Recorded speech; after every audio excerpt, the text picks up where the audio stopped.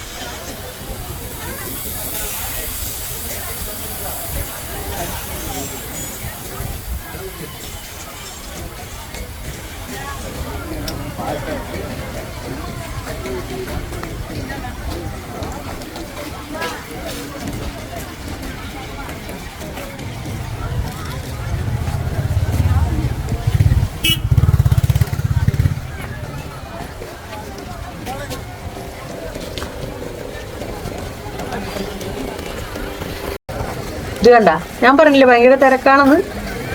ഭയങ്കര തിരക്കാണ്.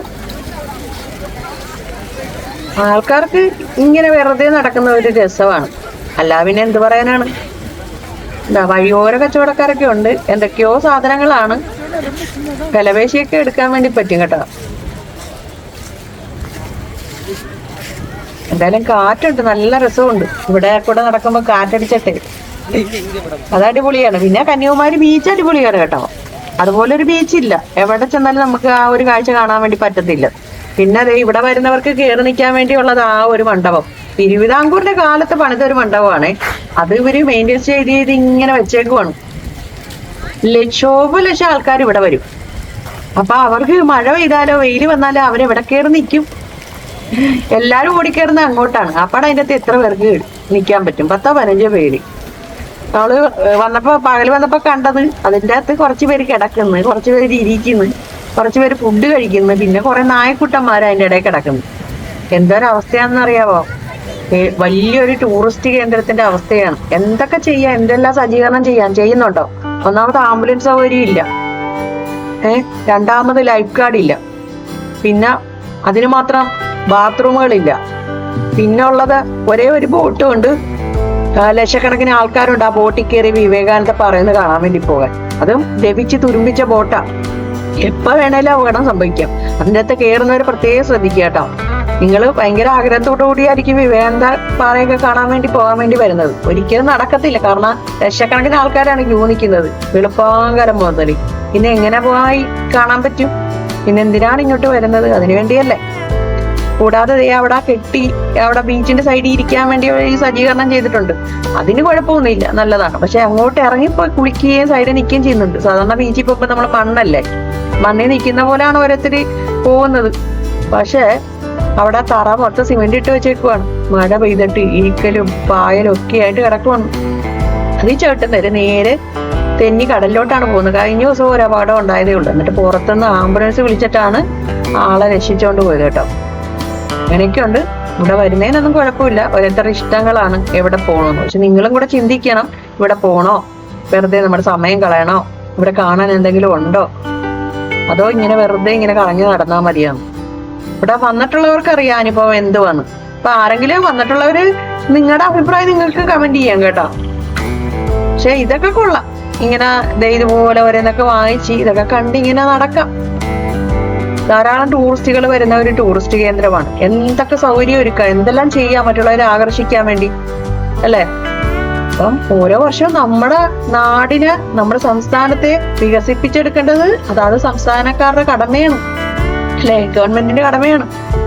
അത് വേണ്ട രീതി ചെയ്യണം. അല്ലെങ്കിൽ പിന്നെ വന്നവർ പിന്നെ വരുവോ? ഇല്ല. പിന്നെ അതെ ഇവരൊക്കെ ചിലപ്പോ വന്നു പോയല്ലോ, ഇതൊക്കെ വെറുതെങ്കിലും കണ്ടിട്ട് പോവാന്ന് പറഞ്ഞ് വരുന്നവരും കാണും. എന്തായാലും ട്രാവലിന് പോയ കൂട്ടത്തിൽ പല സ്ഥലത്ത് യാത്ര ചെയ്യുന്നവരാണ്. നമുക്ക് ഏറ്റവും ഇഷ്ടപ്പെടാത്ത ഒരു സ്ഥലമാണ് ഇവിടെ. കാരണം ഒരിക്കലും പോകാൻ ആഗ്രഹിക്കുന്നുമില്ല. വർഷങ്ങൾക്ക് മുമ്പ് അന്ന് പോയതാണ്, മടുത്തുപോയി. കാരണം കാണാൻ മാത്രം എന്തുണ്ട്? ഇത്രയും കഷ്ടപ്പെട്ട് ഇത്രയും ദൂരം യാത്ര ചെയ്ത് എത്രമാത്രം പൈസയൊക്കെ മുടക്കി നമ്മൾ വരുമ്പോൾ നമുക്ക് കാണാനും നമുക്കത് ആസ്വദിക്കാൻ പറ്റണ്ടേ? അതിനുള്ള ഒരു സൗകര്യം ഇല്ല. പിന്നെ ബീച്ച് മാത്രം കൊള്ളാം ദൂരെ നിന്ന് കാണാൻ. സംരക്ഷണ ഭിത്തി തന്നെ അതിന്റെ കാണണം.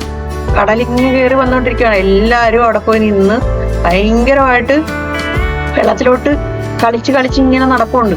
പക്ഷെ സെക്യൂരിറ്റി വന്ന് പറഞ്ഞിട്ട് ആര് കേൾക്കാനാണ്? കാരണം കടൽ കയറി വന്നോണ്ടിരിക്കുവാണ്. അത് വരുന്നവരെ സംരക്ഷിക്കേണ്ട കടമ ഇവിടുത്തെ ഗവൺമെന്റിന്റെ ഉള്ളതാണ്, അല്ലെ അധികാരികൾക്കുള്ളതാണ്. അപ്പൊ അവര് വേണം ആരെയും അപകടത്തിൽ പെടാതിരിക്കാൻ വേണ്ടിയുള്ള സജ്ജീകരണം ഒരുക്കാൻ വേണ്ടി. ഇനിയെങ്കിലും അത് ഉണ്ടാകുമെന്ന് പ്രതീക്ഷിക്കുന്നു. ദയവായിട്ട് ഇത് കാണുവാണെങ്കിൽ, അറിയുവാണെങ്കിൽ ആരെങ്കിലും പറഞ്ഞു നിങ്ങൾ എത്രയും പെട്ടെന്ന് അതിനുള്ള സജ്ജീകരണമെങ്കിലും ഒരുക്കണം കേട്ടാ. അല്ലെങ്കിൽ കുറെ നാൾക്ക് ശേഷം കന്യാകുമാരിയിലൊന്നും ഒരു മനുഷ്യൻ പോലും തിരിഞ്ഞു നോക്കാതെയാവും. എനിക്കെന്താ നിൽക്കുന്നവരൊക്കെ മടുത്തിട്ട് നിൽക്കുമെന്ന് തോന്നുന്നു. അവരുടെ ലക്ഷം കാണുമ്പോഴേ അറിയാം.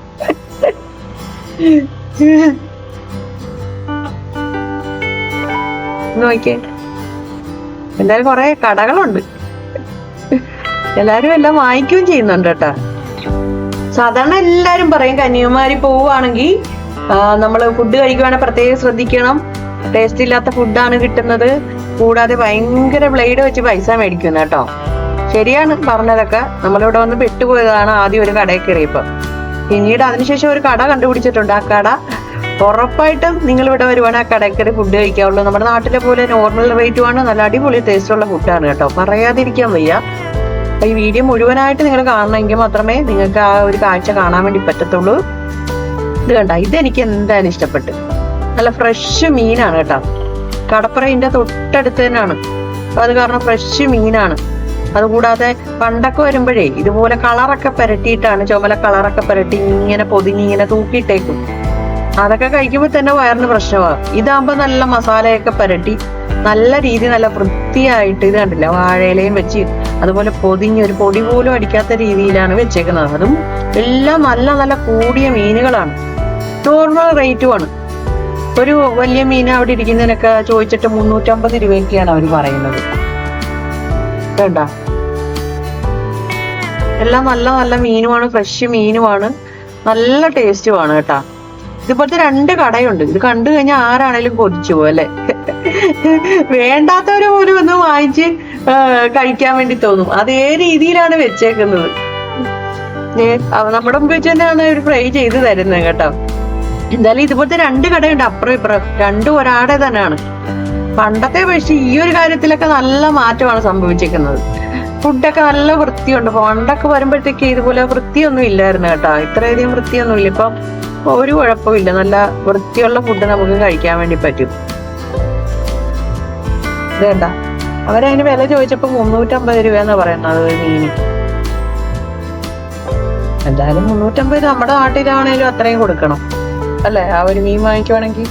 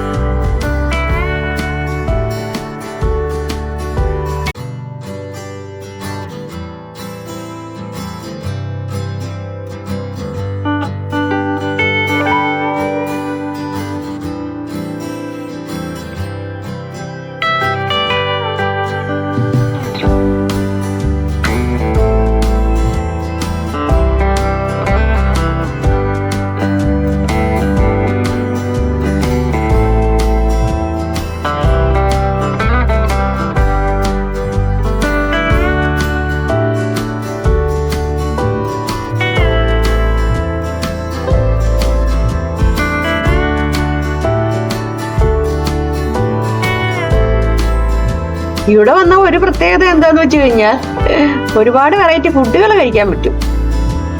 കാരണം നിറയെ റെസ്റ്റോറന്റുകളുണ്ട്, സ്ട്രീറ്റ് ഫുഡുകളുണ്ട്. പിന്നെ അവിടെയൊക്കെ കയറി ഫുഡ് കഴിക്കുമ്പോൾ മെനു ഒക്കെ നിങ്ങൾ മേടിച്ച് നോക്കുന്നത് നല്ലതായിരിക്കും. അല്ലെങ്കിൽ റേറ്റ് എത്രയാന്ന് തിരക്കുന്നത് നല്ലതായിരിക്കും. അല്ലെങ്കിൽ 8ന്റെ പണി തന്നെ കിട്ടും. ബ്ലേഡ് വെച്ച ഒരു പൈസ മേടിക്കും കേട്ടോ. രാവിലെ നമ്മൾ ഇന്ന് കുറച്ചങ്ങോട്ട് മാറിയുള്ള ഒരു കടയിൽ വന്ന് പൂരി കഴിച്ചതാണ്. മട്ടൻ ബിരിയാണിയെക്കാട്ടി പൈസ ശരിക്കും ഞെട്ടിപ്പോയി. നമ്മൾ ചോദിക്കാനൊന്നും നിന്നില്ല, മാന്യമായ രീതിയിൽ അത് കൊടുത്തിട്ട് മുങ്ങി. പിന്നെ പരിസരത്തോട്ട് പോയില്ല. അതിനുശേഷമാണ് ഈ ഒരു കട കണ്ടുപിടിക്കുന്നത്. പിന്നെ നമുക്ക് ടെൻഷൻ ഉണ്ടായിരുന്നു, അയ്യോ ഇനി ഇവിടെയുള്ള എല്ലാ കടയിലും കയറുമ്പോ ഇങ്ങനെ തന്നെയാണോ അനുഭവം? സാധാരണ എല്ലാരും അങ്ങനെയല്ലേ പറയുന്നത്. പക്ഷെ അതൊന്നും അല്ല കേട്ടോ. ഈ ഒരു കട പരസ്യമൊന്നുമല്ല. നിങ്ങളിവിടെ വരുവാണെങ്കിൽ എന്തെങ്കിലും വരുവാണെങ്കിൽ ഇവിടെ കയറി ഫുഡ് കഴിക്കുക. Hotel sun. കാരണം നമ്മുടെ നാട്ടിലെ പോലെ നോർമൽ റേറ്റും നല്ല ടേസ്റ്റുള്ള ഫുഡുമാണ്. എല്ലാ ടൈപ്പിലെ ഫുഡും ഉണ്ട് കേട്ടോ. ഇവിടെ കൊത്തു പൊറോട്ടയൊക്കെ ഉണ്ടാക്കുന്നുണ്ട്. ഞാൻ ആദ്യമായിട്ടാണ് കൊത്തു പൊറോട്ട ഉണ്ടാക്കുന്നത് കാണുന്നത് കേട്ടോ. എനിക്ക് ആദ്യം അതിശയമാണ് തോന്നിയത്. എന്താ കൊത്തു പൊറോട്ട ആണെന്നൊന്നും അറിയത്തില്ല. ഞാൻ ചോദിച്ചപ്പോൾ മ്യൂസിക് പൊറോട്ടയാണ്. ഇങ്ങനെ ഗ്ലാസ് വെച്ച് ഇങ്ങനെ ഇടിച്ച് ചതപ്പിക്കുന്ന കണ്ട്. അത് കഴിഞ്ഞപ്പോഴാണ് അറിയുന്നത് അത് കൊത്തു പൊറോട്ട ആയിരുന്നു. കാര്യം ഞാനത് വാങ്ങിച്ചൊന്നും കഴിച്ചൊന്നും ഇല്ല. എന്തായാലും കഴിക്കാനും ആഗ്രഹിക്കുന്നില്ല. ഞാൻ എന്തായാലും ചിക്കൻ ഫ്രൈഡ് റൈസും പറഞ്ഞ് വന്നപ്പോ തന്നെ ചുക്ക് കാപ്പി കുടിച്ചു. ഒരു ചുക്ക് കാപ്പി കുടിച്ചിട്ടും തൃപ്തിയായില്ല, വീണ്ടും കുടിച്ച്. കാരണം നല്ല ടേസ്റ്റും ഉണ്ടായിരുന്നു, തൊണ്ടയ്ക്ക് നല്ല രസം ഉണ്ടായിരുന്നു. അത് കുടിച്ചപ്പോ ഒരു ആശ്വാസം. കശ്മീർ പിന്നെ 365 ദിവസവും പൊറോട്ടയും ഇറച്ചിയും കൊടുത്തു കഴിഞ്ഞാൽ അങ്ങ് കഴിച്ചോളൂ. ഒരു പരാതിയില്ല. ഏത് കടയിൽ കയറി എന്തൊക്കെ ടൈപ്പിലെ ഫുഡ് ഉണ്ടെന്ന് പറഞ്ഞാലും ഇതുണ്ടെങ്കിൽ അച്ഛൻ അത് മാത്രം മതി. ഇങ്ങനെ മനുഷ്യരുണ്ടോന്നാണ്. എന്തായാലും ഇവിടെ വന്നിട്ട് അത് തന്നെയാണ്. ഇത് കണ്ട, ഞാൻ പറഞ്ഞു എനിക്കിത് മതി. കശ്മീരിന് ആ ചിക്കൻ വെച്ചുള്ള എന്തോ ഒരു സംഭവമാണ്. പിന്നെ പൊറോട്ട വരാൻ വേണ്ടി വെയിറ്റ് ചെയ്തിരിക്കുവാണ്. ഇതൊരു പൊറോട്ട പ്രാന്തരാണ്. എന്തായാലും എന്റെ ഫുഡ് കാണുമ്പോ എനിക്ക് നല്ലോണം അറിയാം അടിപൊളി ടേസ്റ്റ് ആണെന്ന്. ഇതിന് കാരണം ഒരുപാടുണ്ട് കണ്ട. 2 പേർക്ക് കഴിക്കാൻ പറ്റിയതാണ് അവർ തരുന്നത് തന്നെ. കുറച്ച് ഇതിന് തസ്മീനും കൂടെ കൊടുക്കും. ഞാൻ തസ്മീനോട് പറയാണ്, തസ്മീന്റെ ഫുഡിനെക്കാട്ടി ഏറ്റവും ടേസ്റ്റ് ഉള്ള ഫുഡാണിത്, വേണമെങ്കിൽ ഒന്ന് കഴിച്ചു നോക്കാൻ വേണ്ടി. എന്തായാലും അടിപൊളിയായിരുന്നു കേട്ടോ. അപ്പൊ എല്ലാവർക്കും വീഡിയോ ഇഷ്ടപ്പെട്ടെന്ന് കരുതുന്നു. അടുത്ത വീഡിയോ കാണുന്നവർക്ക്